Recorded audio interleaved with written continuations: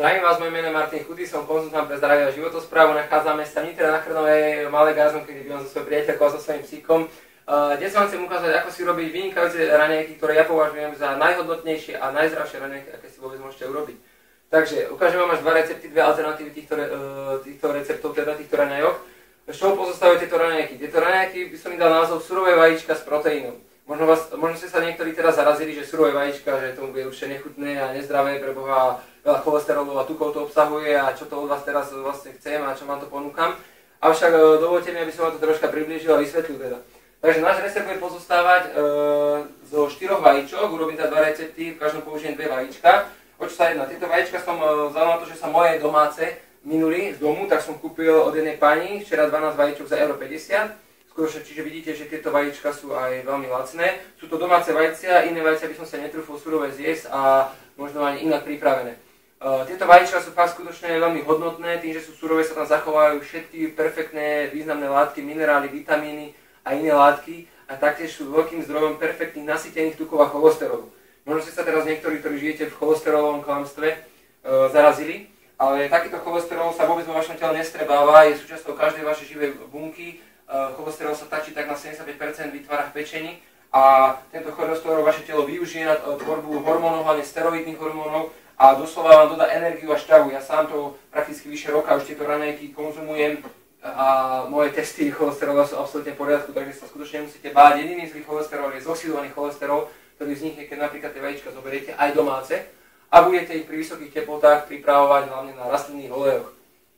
Klasicky bežne predávaných rastlinných olejov. Vtedy tam vznikne zoxidovaný cholesterol a zrazu tie vajíčka budú nezdravé. Avšak v takomto stave sú veľmi hodnotné, osožné a fakt vynikajúce. Čo pridáme k týmto vajíčkam, teda aby sme z nich spravili delikátnu chuť, skutočne delikátnu chuť, aby teda nebol to len pocit, že surové vajíčka, ktoré aj by sa aj same dali vypiť, tak predsa treba zvýšiť ešte nejakú hodnotu a dodať tam niečo kvalitné. Prvé tu máme kurkumu, mám už jej málo, kurkuma je ešte perfektná bylina, ktorá obsahuje látku kurkumín, používa sa aj ako Ečko, ako vlastne žlté farbivo. Kurkuma obsahuje látku kurkumín, ktorá je veľmi protizápalová a protirakovinotvorná látka. Fakt má skutočne veľké benefity. Ďalej tu máme lanové semiačka, mám ich takéto dozička. Lanové semiačka musíte požuť alebo pomlieť, inak vám iba prejdú tráviacím traktom, obsahujú vynikajúce nenasýtené tuky a ďalšie látky, ktoré teda sú veľmi osožné pre telo. Keď kúpite bežne predávané pomleté verzie lanových semiačok, tak tie sú už v príjmom vzduchu dávno zoxidované. Takže odporúčam vám skutočne kúpiť celé, radšej bio a požuť ich, alebo teda pomlieť. Ja ich väčšinou požijem, lebo mlynček momentálne nemám. Ďalej tu máme jablčnú lákinu z jablčných šupiek. Je to klasicky predávaná jablčná lákina pektín. Je to spolu so špaldovými alebo osenými otrubami. Ich treba pridávať do viacerých jedál, sa teda dajú pridávať a približne asi tak 30 gramov denne. Vlákina je skutočne osožná, už viacerí viete, aké má perfektné benefity. Ďalej tu máme kokosový olej, konkrétne tento je doktora Merkolu, až z Ameriky. Doktor Merkol je známy americký osteopat, ktorého stránka www.merkola.com je najnavštevovanejšia internetová stránka v oblasti alternatívnej medicíny. Tento kokosový olej je v biokvalite, je to extra panenský, čo je vlastne podmienka, teda, aby bol kokosový olej kvalitný. Tento kokosový olej ako vlastne klasický extra panenský kokosový olej obsahuje perfektné stredne dlhé väzby nasýtených tukov, ktoré sú ľahko tráviteľné a ktoré sú veľmi využiteľné pre telo a vôbec vaše telo s nich ani nepribere, ani sa nezhorší zdravotný stav, práve naopak taký kokosový olej má doslova liečivé účinky. A hlavná zložka tohto receptu je proteínový prášok, ktorý dodá opäť ďalšiu biologickú hodnotu tomu jedlu a zároveň vytvorí veľmi sladkú chuť, pretože proteíny bývajú častokrát, sú tam pridané už sladiace látky a vďaka tomu aj nebudete cítiť, že teda jete vajíčka a dodajú tam skutočné kvalitné ďalšie bielkoviny a rôzne iné živiny. Ja konkrétne mám momentálne asi najkvalitnejší proteín na svete, aký existuje. Mám proteín od doktora Merkolu. Čím sa vyznačuje tento proteín? Tento proteín je v prvom rade z mlieka kráv pasených na tráve, ktorí mali svetlo, ktoré mali výbeh. Skutočne boli tí krávy tak pasené, jak majú krávy byť. Tým pádom to mlieko je nepasterizované a nejako teplne neošetrené. Čiže je to normálne z mlieka, ktoré nie sú tam žiadne GMO komponenty, geneticky modifikované komponenty, nie sú tam proste žiadne zlé látky, žiadne antibiotika, hormóny, proste fakt je to zachované, všetky látky, ktoré sa v mlieku,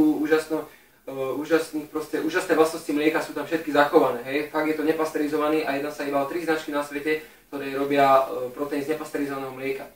Je to koncentrát srvátky. Hej, srvátka je fakt úžasná látka, ktorá obsahuje strašné hodnotné látky v sebe. Vlastne vzniká ako taký odpad pri výrobe, dá sa povedať, že syrov. Táto srvátka teda je navyše, nie je vôbec teplne ošetrená a není tam teda, tým, že je to koncentrát a nie izolát, tak sú tam není použité žiadne odkyslovacie procedúry. To je veľký problém izolátov, pretože izoláty bývajú teplne ošetrené, lebo sa používa pri výrobe veľmi nekvalitné mlieko. A zároveň sa potom používajú odkyslovacie procesy, aby to vôbec teda sa dalo zjesť. No, že tieto odkyslovacie procesy a teplné ošetrenie zbavuje proteíny ich vynikajúcich napríklad imunitu podporujúcich látok, imunoglobínov, ktoré sa nachádzajú napríklad v tom mlieku, pokiaľ nie je teda pasterizované a nie je teplne ošetrené.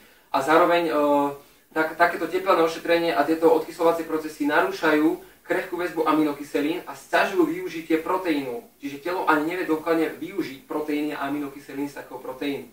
Taktiež taký proteín teda obsahuje, zbytočné telo prekysluje a chýbajú tam fakt skutočné nutrienty, imunitu podporujúce látky, kofaktory a rôzne iné látky, ktoré telo veľmi potrebuje k budovaniu svalovej hmoty, k regenerácii a vôbec ku zdraviu. Toto je veľký problém izolátov, ktoré vlastne ich procesom spracovania narúšajú všetky tieto živiny. Ďalšie perfektné látky, ktoré sa tu nachádzajú, je napríklad semena chia. Chia bola používaná Aztekmi, Inkami a Majovia ju používali. Sú to semená, ktoré obsahujú veľa esenciálnych olejov, ktoré obsahujú veľa vlákniny, ktoré obsahujú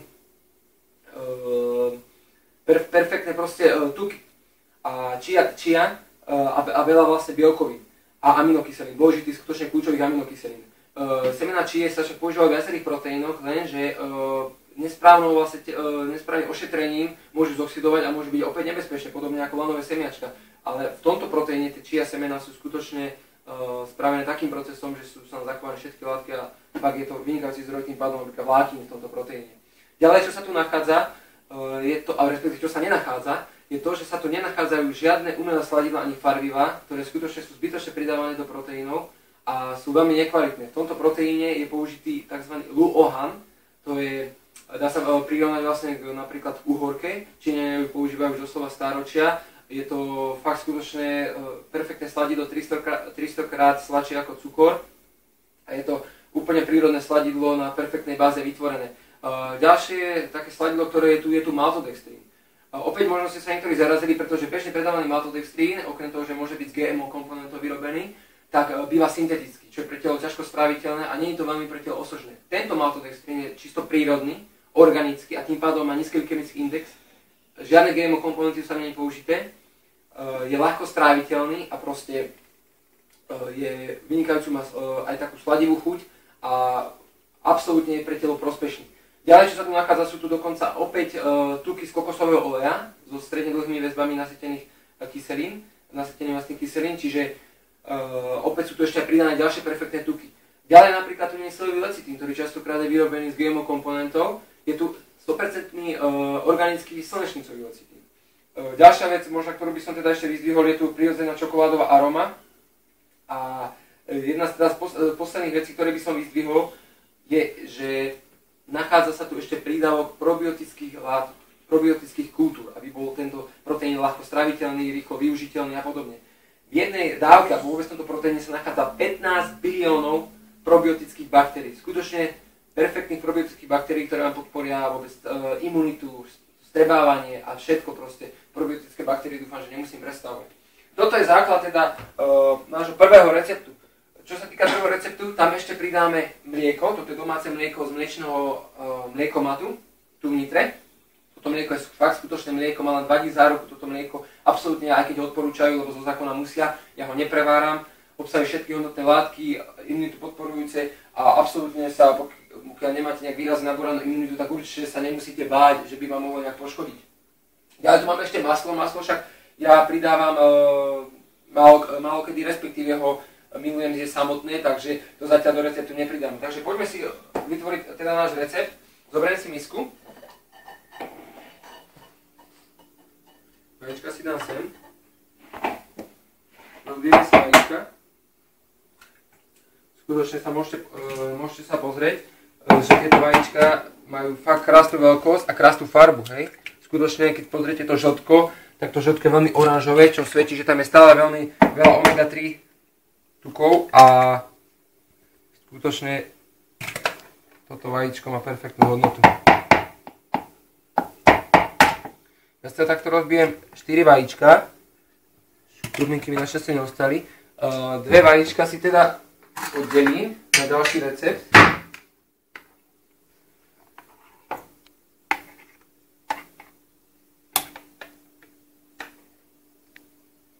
Troška bielka. Neviem si ruky. Čiže máme také 2 surové vajíčka rozbité. Pridáme si teda troška kurkumy, a skutočne tu mám už len málo. Pridáme si vlákninu. Pridáme si ľanové semiačka, tie však musím použiť teda.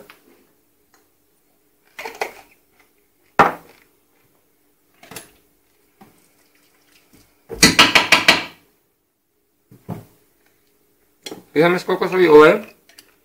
Ten som si večer vyťahol z chladničky, pretože on je vlastne tuhý, až na 25 stupňov sa rozpúšťa a v chladničke je fakt vo veľmi tuhom stave, tak som potreboval rozdeliť. Dáme si plnú lyžicu.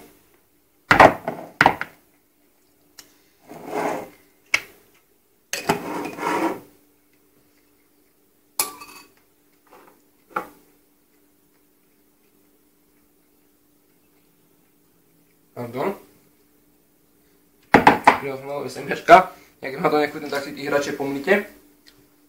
Pridáme si proteín. Čo si pozrieť. To proteín je skutočne fakt kvalita. Môžem povedať, že nie je tak sladký ako bežne predávaný proteín. To je pravda, lebo neobsahuje teda umelé sladidlá ako aspartam, acesulfám alebo cyklamat, ja neviem, jaké iné veľmi doslova zdravé, poškodzujúce a nebezpečné sladidlá. Má však stále veľmi sladkú chuť a veľmi úžasnú chuť. Pokiaľ samozrejme asi si nebudete z Ameriky objednávať vy proteín, pokiaľ chcete iný proteín a vlastne bežný proteín, ktorý ja používam, je proteín od Kompavy. Kompava je slovenský výrobca z Nového Mesta nad Váhom, možno málo ktorí ho poznáte, je to však skutočne kvalitný výrobca, ktorý sa veľmi snaží, prinášať veľa kvalitnejšie výrobky a má absolútne zďaleka kvalitnejšie výrobky, napríklad jak sú výrobky z Ameriky, hej, či už proteíny alebo rôzne iné látky. Takže toto je to základ nášho receptu, prvého nášho receptu. Zoberiem teda ponorný mixér.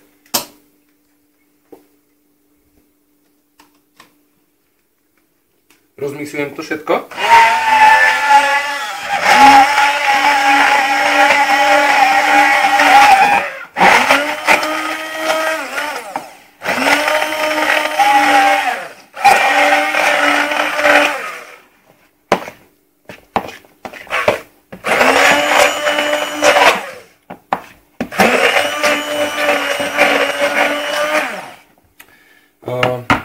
Momentálne nám to ostalo veľmi husté, ale to iba vzhľadom na to, že som teda použil 2 vajíčka, normálne používam 4 vajíčka, to znamená, že by to bolo väčšie.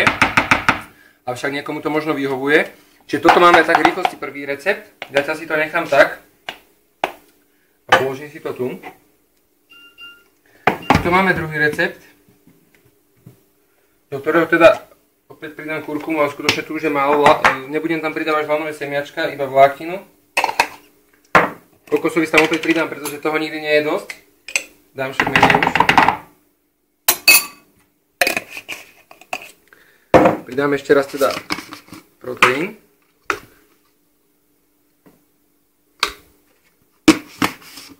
A hlavne teda pridám mlieko. Skutočne domáce mlieko, kvalitné mlieko. S týmto mliekom vlastne ten recept automaticky vás aj oveľa viac zasíti. A ja ešte, samozrejme, ako hovorím, si neodpustím plátok masla, ktorý takto jem. Prakticky my s priateľkou denne skonzumujem približne 200 až 250 g masla, takže skutočne to hodnota, že podľa tvrdení určitých expertov by som mal mať rozsiahlu nadváhu a veľké zdravotné problémy, avšak opak je pravdou. Takže, avšak to sa dozviete možno v mojich ďalších článkoch a informáciách, že prečo je to tak. Čiže rozmyslíme si teda prvý recept.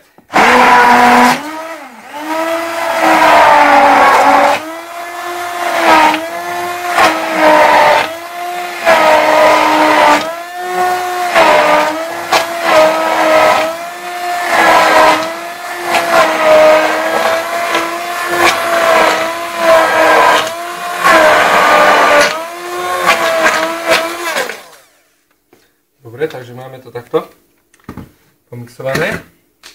Čiže prvý recept sú prakticky surové vajíčka, také tušila, že sú tam dve, inak by to bolo troška rečie. Avšak je to taká kašovitá zmes. Skutočne je to vynikajúca chuť. Keby som to dal teraz ochutnať, tak jediné, čo tam cítim, je čokoláda a mám pocit, že to je nejaký čokoládový krém. Skutočne to má delikátnu chuť.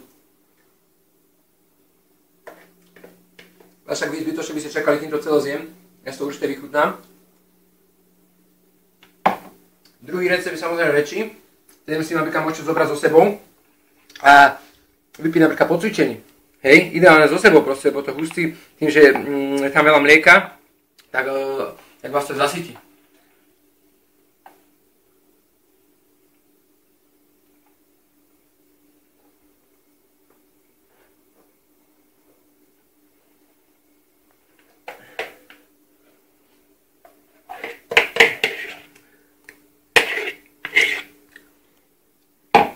Skutočne môžete veriť, že ani na chvíľu sú tam nezacítiť nejakú chuť mlieka, aj keď v skutočnosti chuť surového mlieka mám relatívne rád, pretože často vlastne ani nepoužívam proteín a jedávam by samotné len s pridávkom týchto ostatných ingrediencií. Ešte čo sa týka proteínu, by som chcel spomenúť, že pokiaľ teda chcete kvalitný proteín, tak skutočne Kompava 70 je kvalitný proteín, ktorý ja väčšinu roka používam. Ale našťastie v najbližšom čase by mal na ten prísť proteín, ktorý Kompava vyvinula s mojím kamarátom a veľkým odborníkom na zdravie a životosprávu Vladom Zlatošom, ktorý by mal byť v podobnej kvalite, ako je tento proteín od Merkov. Čiže bez pridaných farbív, sladidiel, mal by tam byť prírodné sladidlo stevia a mali by tam byť skutočne perfektné látky, mal by to byť z kvalitného mlieka, mal by to byť koncentrát a mal by to mať teda podobné vlastnosti ako Merkov proteín, mal by to byť konečne prvý slovenský proteín vo vysokej kvalite, respektíve nielen slovenský, práve potom asi aj európsky, ktorý skutočne bude spĺňať najvyššie limity, takže už sa nám veľmi teším. Takže toto bol, teraz som vám teda ukázal dva možné recepty, ako si robiť na raňajky surové vajíčka, ktoré skutočne považujem za najzdravšie raňajky, aké si môžete spraviť. Jedno z najzdravších jedál, fakt skutočne, ale tie vajíčka musia byť domáce. A úžasné na tom je, že vám to dodá perfektnú energiu a pokiaľ teda si to nedáte s mliekom, tak vás to možno aj menej zasytí, ale tým pádom už po nejakých 2 hodinách opäť sa môžete najesť, čiže rýchlo vyhľadnete a budete hladní, nebudete musieť čakať celý deň. Hej, jak to zase propagujú niektorí zastancovia sacharidovej stravy, kde vlastne sa najete a nie ste 5 hodín hladní, čo je absolútne pre telo nežiaduce. Takže fakt tieto raňajky majú strašne veľa výhod, ja som veľmi rád, že som vám ich teda mohol predviesť. A verím, že si teda odteraz si ich budete robiť alebo ich vyskúšate a sami spoznáte, že takéto raňajky majú obrovskú hodnotu, či už chuťovú, či už energetickú pre vaše telo a že skutočne sú veľmi, veľmi osožné a že vám dodajú tú správnu energiu a že naštartujú vás